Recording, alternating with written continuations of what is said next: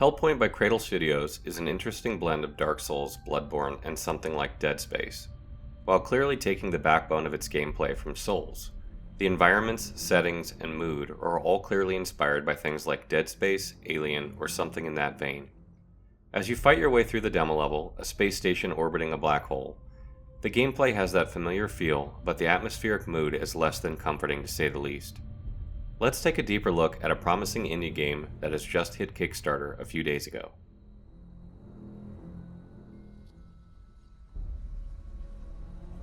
The game is set in the aftermath of a massive quantum cataclysm called the Merge. In the blink of a second, every living being quickly lost their mind as their memories and bodies were merged with alternate versions of themselves from parallel universes. The accident also attracted entities of immense power that should have been left alone in the depths of other dimensions. You play as a mysterious, nameless character whose intentions are entirely determined by your choices. You wake up on the derelict Irid Novo space station in orbit around a supermassive black hole. One of the interesting things about the black hole is that depending on the time of day or relative position to it, real-time events will occur on the station. For example, doors will open or powerful, difficult enemies will appear in places you've already been. This creates another dimension to the game and helps separate it from Souls and other Souls-like games. The station is abandoned except for zombie-like horrors that attack on sight.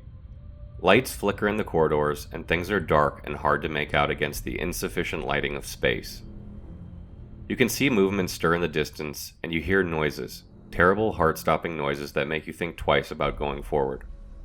I can't help but think of movies like Event Horizon or Pandorum, and games like Dead Space as I play Hellpoint. It's probably the most intriguing part for me, on a personal level, as I absolutely love these types of movies and games. I actually jumped at one point by a well-placed enemy's growl that was fucking terrifying. If there's one thing for me that really sets Hellpoint apart from Dark Souls, it's definitely the horror aspect that actually makes you afraid to keep going, and I sincerely hope Cradle builds upon this moving forward.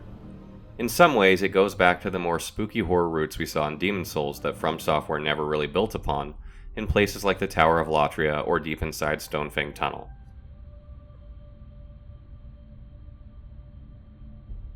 To a Souls veteran, the controls are immediately and easily picked up. L1 is block, R1 is attack, and R2 is heavy attack. Circle is roll dodge, and L2 is sprint. You use triangle to cast your spells and abilities, of which there are only a few in the demo, but visually they look nearly identical to Miracles. The gameplay is surprisingly smooth for a non-Souls pre-alpha game, and your character is about as responsive as you could possibly ask for, which was a huge surprise. Building off the familiar control scheme, you can jump with the X button, and it adds a whole new element to Souls-like gameplay, allowing for a bit more platforming and puzzles that lead to shiny loot. The dodge-dash mechanic feels surprisingly similar to Bloodborne, and makes combat more intense and interesting. This is something only the upcoming action RPG The Surge seems to have implemented well since Bloodborne's release, but Hellpoint nails it here as well. Weapons seem to all have different abilities associated with them that unlock as you use the weapon, which has something of its own experience bar. Players will also recover energy as they strike enemies with their weapons, allowing them to cast more spells and use more abilities, replacing the flask system that Dark Souls 3 used. Weapons and presumably armor can be upgraded at a workbench that improves the damage of the weapon, and they can also be infused with items that change their damage types, again similar to the way you upgrade weapons in Dark Souls. You can acquire ancient blueprints and craft a variety of weapons across different classes, which includes firearms. Your associated powers can also be modified at these stations to suit your playstyle.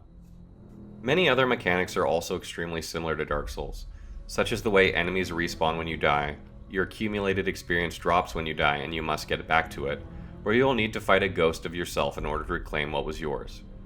Areas have shortcuts, ambushes, and checkpoints that you can activate that work like bonfires, allowing you to spend your experience and level up your stats. Instead of NPCs, the game has something like memory cubes that the player can acquire, which when hooked up to the station's computer will play the memories of NPCs before the merge. This will reveal clues about the story of the game, as well as in-game items and secrets. The more you die, the more the station changes, and every new game is different due to the real-time and spatial dynamics of the station. Rooms, enemies, puzzles, events, all are part of the game's multiverse both from a lore and mechanical perspective. Things are changing and phasing in and out of dimensions. When you die, you are pulled away from your universe of origin and you wake up into the next, to find things slightly different than what you had known.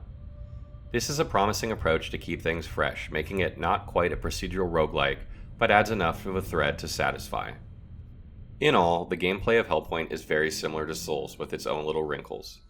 I was not expecting the demo to be as good as it was, coming from an indie studio with a much lower budget than Dark Souls, or even games like Lords of the Fallen or The Surge. It shattered all expectations, and all the game really needs is a good budget and some promotion from the Souls community, and we could be finding ourselves another diamond in the rough fairly soon. I fully expect Hellpoint to be a game that any Souls fan would appreciate, and if you don't believe me, feel free to download and try the demo yourself.